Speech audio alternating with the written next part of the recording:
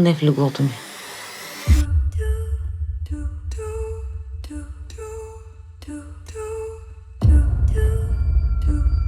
Гората е пълна с хора. Какви си ти?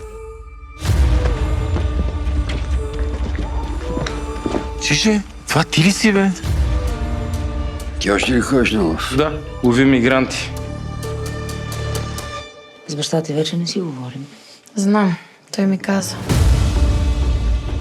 Афганистанци, сирийци, мароканци, има даже негри. Опасно е, рисковано е. Той нищо не знае. Трябва да сме предпазливи. Ти познаш гората най-добре. Ще вземем да работиш с нас. Има си начин да ти плащаме. То човек от една единствена следа може да определи ръста, теглото до грам. Аз съм на лов. Тая нощ няма да се прибера.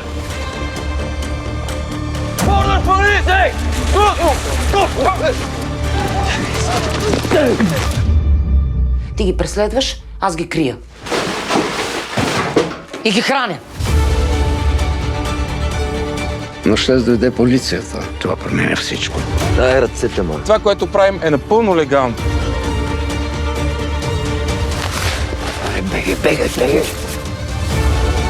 Има някой друг в къщата? Кой ще ги правите тия хора? За последен път те питам, къде е момчето? Аз предлагам да ги настигнем и да им разкатаем фамилията.